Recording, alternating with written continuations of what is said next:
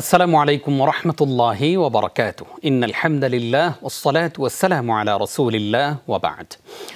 হজের সফর আমাদের স্বপ্নের সফর। পৃথিবীর কোটি কোটি মানুষের মধ্য থেকে আল্লাহ রাব্বুল আলামিন গুটি কয়েক মানুষকে, হয়তো 30 লাখ নয়তো 50 লাখ, এইরকম কিছু মানুষকে আল্লাহ তাআলা হজ করার তৌফিক দিয়ে থাকেন। যেই মানুষদেরকে আল্লাহ তাআলা হজ করার তৌফিক দিয়ে থাকেন, তারা হজের পূর্বে, হজের এই সফরকে শুরু করার পূর্বে হজ সম্পর্কে পরিপূর্ণ জ্ঞান অর্জন করা অত্যন্ত আবশ্যক। সুপ্রিয় দর্শক, আমাদের আজকের বিষয় হজ যা জানতেই হবে। সুপ্রিয় দর্শক শ্রোতা, কাছে এবং দূরে যে যেখানে আছেন, সবাইকে স্বাগত জানাচ্ছি যমুনা টেলিভিশনের নিয়মিত আয়োজন in the name of Allah with BRB cables অনুষ্ঠানে। আপনাদের সাথে আছি আমি নিজাম বিন মুহিব। অনুষ্ঠানটি টিভি সেটের পাশাপাশি যমুনা টেলিভিশনের ফেসবুক পেজে সরাসরি সম্প্রচারিত হচ্ছে। দর্শক, আপনারাও যোগ দিতে পারেন আমাদের সাথে এই অনুষ্ঠানে। সরাসরি ফোন করতে ডায়াল করুন 0298240502 নম্বরে। অতিথি হিসাবে আজ আমাদের সঙ্গে যুক্ত হচ্ছেন যিনি সুদূর সৌদি আরবে থাকেন এবং সৌদি আরব থেকে পৃথিবীর বাংলা ভাষাভাষী মানুষের কাছে দ্বীনের দাওয়াত পৌঁছে দিয়ে থাকেন, বাংলাদেশের কৃতি সন্তান শেখ সালাউদ্দিন মাক্কি। আসসালামু আলাইকুম রহমতুল্লাহ। ওয়ালাইকুম আসসালাম রাহমাতুল্লাহি ওয়া বারাকাতুহু। আহলান ওয়া সাহলান শেখ, আপনাকে যমুনা টেলিভিশনের এই জীবন ঘনিষ্ঠ আয়োজনে স্বাগত জানাচ্ছি। হাইয়াকুমুল্লাহ জামিআন। আকরামাকাল্লাহ উস্তাজ। শুরুতেই আপনার কাছ থেকে আমরা যে বিষয়ে জানতে চাই সেটি হচ্ছে যে একজন মানুষ যখন হজের সফর শুরু করবেন, সেই হজের সফরের নিয়ত যখন করবেন, প্রস্তুতি যখন নেবেন, একজন মুসলিম, একজন ইমানদার হজের সফরের পূর্বে কোন কোন প্রস্তুতি নেবেন? আর্থিক, মানসিক, শারীরিক কি কি প্রস্তুতি নেওয়া প্রয়োজন বলে আপনি মনে করেন? আলহামদুলিল্লাহ ওয়াসসালাতু ওয়াসসালামু আলা রাসূলিল্লাহ ওয়া বা'দ। সুপ্রিয় দর্শক শ্রোতা, যারা আমাদেরকে দেখতে পাচ্ছেন, হজ আল্লাহ সুবহানাহু ওয়া তাআলার পক্ষ থেকে মুমিন জীবনের সামর্থ্যবানদের জন্য ফরজকৃত একটি ইবাদা। আর এই কথা আমরা খুব ভালোভাবে জানি। গুরুত্বপূর্ণ যে কোনো কাজ আমরা যদি করতে চাই, সেটার আগে প্রস্তুতি যদি ভালো থাকে, প্রিপারেশন যদি ভালো থাকে, সেই কাজটা সহজ হয়, সুন্দর হয়।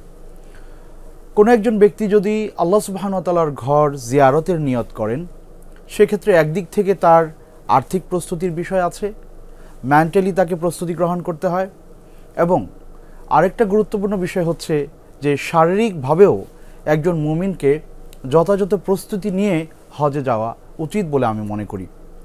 আফসোসের ব্যাপার হচ্ছে, আমাদের দেশ থেকে যে সকল মানুষেরা হজে যান, অধিকাংশ হাজিরাই খুব বয়স্ক, অথচ হজের যে কার্যক্রম সেখানে গিয়ে প্রচুর পরিমাণে হাঁটতে হয়, পরিশ্রমের বিষয় আছে। অনেক সময় তারা সকল কাজ যথাযথভাবে সুন্নাহর আলোকে করতে পারেন না। তবে সবচেয়ে বড় কথা হচ্ছে যে কথা আল্লাহ সুবহানাহু ওয়া তাআলা কোরআনে বলেছেন, ওয়াতাজাওয়াদু ফাইন্না খায়রাজ যাদিত তাকওয়া। হে মানুষেরা, তোমরা হজের জন্য প্রস্তুতি গ্রহণ করো, পাথেয় গ্রহণ করো। সেখানে গেলে খেতে হবে, পড়তে হবে, সেখানে থাকতে হবে, টাকা পয়সার দরকার আছে, কিন্তু মনে রাখবা সবচেয়ে বড় প্রস্তুতি হচ্ছে তাকওয়ার প্রস্তুতি। অর্থাৎ আল্লাহ সুবহানাহু ওয়া তাআলা আমাদেরকে বোঝাতে চান যে তোমার কাছে টাকা থাকলেই যথাযথভাবে তুমি হজ করে আসতে নাও পারো। শুধু টাকা দিয়েই যথাযথভাবে হজ আসলে আদায় হয় না। আল্লাহ সুবহানাহু ওয়া তাআলার উপরে পরিপূর্ণ তাওয়াক্কুল থাকতে হবে। এর পাশাপাশি আমার দুনিয়ার জন্য যে চলাফেরার প্রস্তুতি, সেটা তো থাকবেই। আরেকটা ব্যাপার জরুরি, তা হচ্ছে হজ এমন একটি ইবাদা যার ব্যাপারে মুহাম্মদুর রাসূলুল্লাহ সাল্লাল্লাহু আলাইহি ওয়াসাল্লাম কি বলেছেন, যে আল হাজ্জু মাবরুর লাইসা লাহু জাযাউন ইল্লাল জান্নাহ।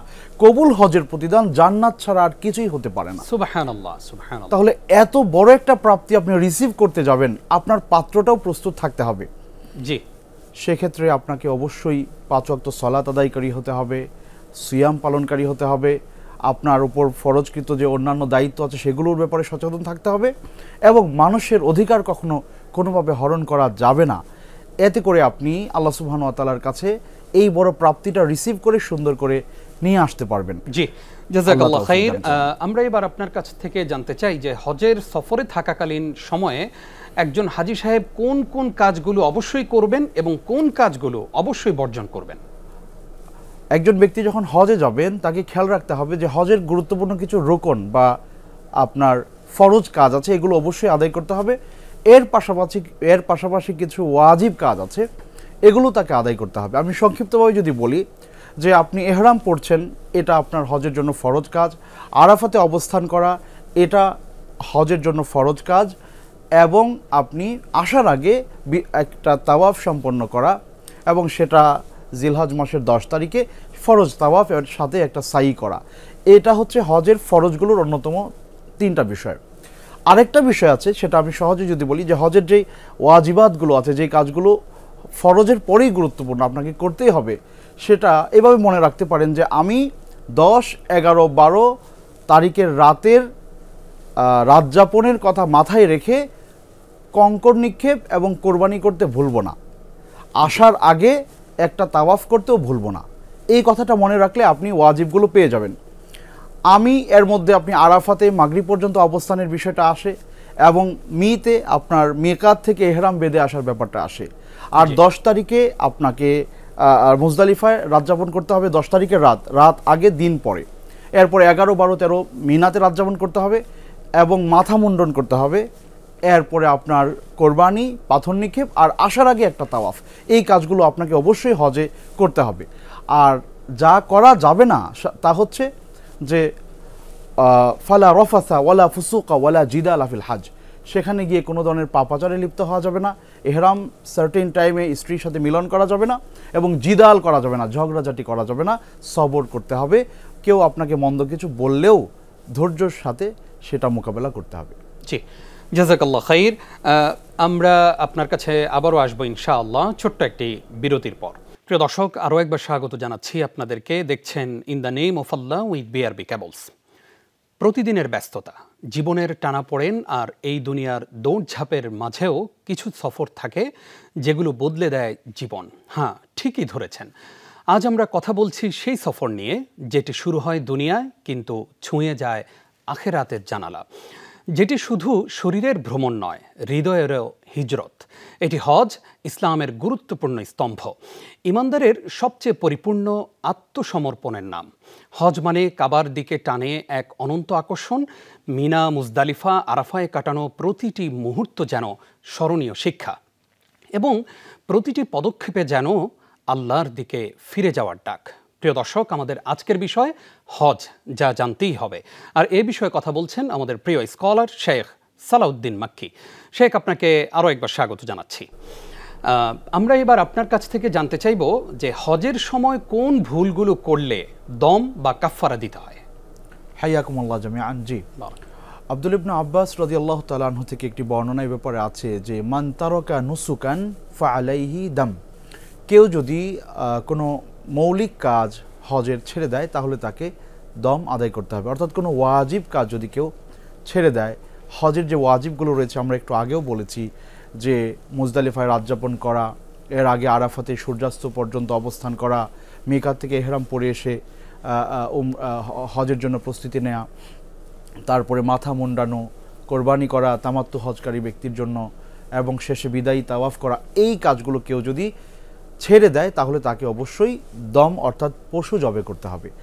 আর যদি কেউ মাহযুরাতুল ইহরাম, যেগুলো অর্থাৎ এহরাম অবস্থায় নিষিদ্ধ কাজ যেগুলো রয়েছে, পুরুষের জন্য মাথা ঢেকে রাখা, তারপরে আপনার সেলাইযুক্ত কাপড় পরিধান করা, মেয়েদের জন্য হ্যান্ড গ্লাভস পরিধান করা, তারপরে সুগন্ধি ব্যবহার করা নারী পুরুষ সবার জন্যই, এই যে নিষিদ্ধ কাজগুলো সার্টেন টাইম অফ ইহরাম রয়েছে, এগুলো যদি কেউ করে ইচ্ছাকৃতভাবে তাহলে তাকে অবশ্যই ফিদিয়া আদায় করতে হবে।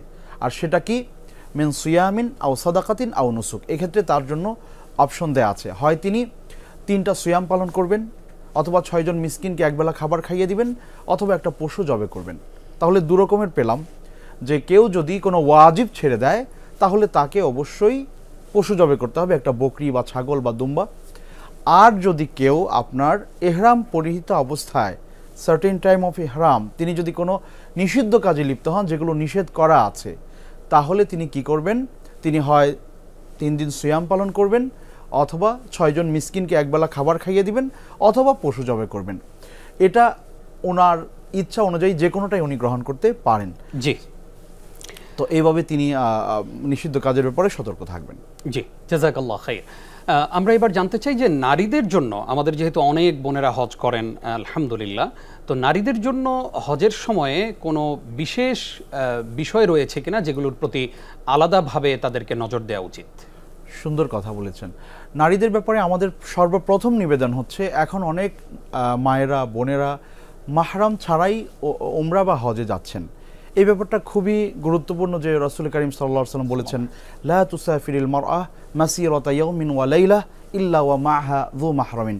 কোনো একজন নারী একদিন এক রাতের দূরত্ব সফর করবেন না তার সাথে মাহরাম পুরুষ ছাড়া। সো মাহরাম পুরুষ সাথে নিয়ে তিনি যাবেন, এটা তার প্রতি আমাদের নাসিহা।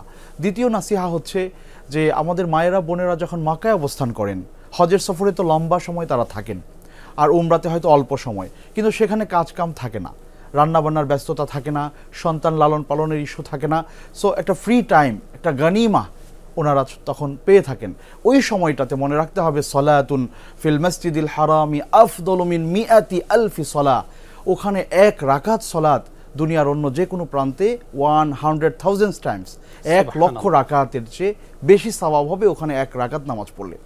সো যতটুকু সুযোগ আছে ওনারা মসজিদুল হারামে সলা আদায় করবেন, সেটা ফরজ, নফল, সুন্নত, যার পক্ষে যতটুকু সম্ভব। এটা একটা নাসিহা। 3 নম্বর নাসিহা হচ্ছে যে পর্দার ব্যাপারে খুব বেশি যত্নশীল হওয়া। হজের সময়তে অনেকে দেখা যায় যে পর্দার ব্যাপারে অতটা যত্নশীল না, হজে গিয়েছেন কিন্তু যথাযথভাবে পর্দা করছেন না, বা আসার পরে আবার পর্দা ছেড়ে দেন। চতুর্থ আরেকটা ব্যাপার হচ্ছে যে গিবা থেকে বিরত থাকা, না হয় এই হজের গুরুত্বপূর্ণ কাজটা, এই সওয়াবটা অন্যরা নিয়ে যাবে। এই ব্যাপারে মহিলাদের সতর্ক থাকা জরুরি বলে আমি মনে করি। অনেক অনেক ধন্যবাদ আপনাকে। আসবো আপনার কাছে আবারও ইনশাআল্লাহ আরও একটি বিরতির পর। আরও একবার স্বাগত প্রিয় দর্শক, দেখছেন in the name of Allah with BRB cables. আমাদের আজকের বিষয় হজ, যা জানতেই হবে। আর এই বিষয়ে কথা বলছেন বাংলাদেশের কৃতি সন্তান, যিনি সৌদি আরবে দাঈ ইলাল্লাহর কাজ করেন, আমাদের প্রিয় স্কলার শেখ সালাউদ্দিন মাক্কি। শেখ, আপনাকে আরও একবার স্বাগত জানাচ্ছি আমাদের গুরুত্বপূর্ণ আয়োজনে। আপনার কাছে এবার আমরা জানতে চাই, প্রথমবারের মতো যারা এবার হজ করছেন তাদের জন্য কি কি গুরুত্বপূর্ণ নাসিহা আপনি করবেন, এবং কোন কোন বিষয়গুলো অবশ্যই তারা যেন তাদের ফোকাসে রাখেন, নজরে রাখেন, সেই বিষয়গুলো আমাদের সঙ্গে শেয়ার করবেন। বারাকাল্লাহু ফীকুম জামিআন। এই ব্যাপারে গুরুত্বপূর্ণ যে ব্যাপারটা আমি শেয়ার করতে চাই, যারা এই প্রথম হজে যাচ্ছেন আপনাদের জন্য আমার একটা চমৎকার নিবেদন আছে। তা হচ্ছে এই চিন্তা মাথায় নিয়েই যাবেন যে আমাকে সেখানে গিয়ে অনেক অসুবিধা ফেস করতে হতে পারে, আমি যাদের সাথে যাচ্ছি সেখানে আমি যেভাবে চাচ্ছি এভাবে হবে না। এই চিন্তা মাথায় নিয়ে সহ্য ক্ষমতা বাড়াবেন, এরকম একটা পরিকল্পনা মাথায় রাখবেন যে আমি যেভাবে চাইবো ওখানে কোনোটাই ওইভাবে নাও হতে পারে, কিন্তু আমি সেগুলো মেনে নিব, সবর করব, কোনোভাবেই কারোর সাথে ঝগড়া ফাসাদে লিপ্ত হব না। 2 নম্বর কাজ হচ্ছে ফাইজা আজমতা ফাতাওয়াক্কাল আলাল্লাহ। যখন আপনি সিদ্ধান্ত নিয়ে নিয়েছেন হজে যাবেন, নির্ভরতা রাখবেন আল্লাহর উপরে, কারোর উপরে না, না আপনার টাকা পয়সার উপরে, না আপনার হজ এজেন্সির মালিকের উপরে, কারোর কাছেই না। আপনি আল্লাহর উপরে সবসময় নিজেকে সঁপে দিবেন, আল্লাহ আপনাকে চূড়ান্ত লক্ষ্যে পৌঁছে দিবেন। 3 নম্বর গুরুত্বপূর্ণ কাজ হচ্ছে হজের ব্যাপারে ভালোভাবে আপনি স্টাডি করে ফেলেন। 2 দিন 4 দিন 5 দিন যে সময়টা পাবেন, হজ কিভাবে করতে হয়, কোনটা ফরজ, কোনটা ওয়াজিব, কোনটা সুন্নাহ, একেবারে ছোট্ট একটা মুস্তাহাব কাজও যেন আপনার কাছ থেকে ছুটে না যায়। আপনি এমনভাবে স্টাডি করেন, ভিডিওগুলো দেখেন, ইউটিউবে দেখেন, আমাদের কথাবার্তাগুলো খেয়াল করেন। এতে করে কি হবে, আপনি আগে থেকেই এই ব্যাপারে জ্ঞান লাভ করলেন, সেখানে গিয়ে শুধু আপনি মিলাবেন, হ্যাঁ আমি আজকে আরাফায় পড়ে আসছি, এই কাজ আরাফায় করতে হয়, আমি আজকে মুজদালিফায় এই কাজ করতে হয়। আপনি জাস্ট শুধু মিলাবেন, তখন খুব ভালো লাগবে এবং আমল করে আপনি মজা পাবেন। এরপরে আপনার জন্য যে গুরুত্বপূর্ণ নাসিহা, সেটা হচ্ছে ইখতিলাফ থেকে নিজেকে বাঁচিয়ে রাখবেন। অনেকে অনেকভাবে, উনি বলতেছেন এটা করা যাবে, উনি বলতেছে এটা করা যাবে না। জাস্ট জিজ্ঞেস করেন যে রাসূল করিম সাল্লাল্লাহু আলাইহি সাল্লাম বিদায় হজে যে কথাটা বলেছেন যে খুযু আন্নী মানাসিকাকুম, আমার কাছ থেকে তোমরা হজ শেখো।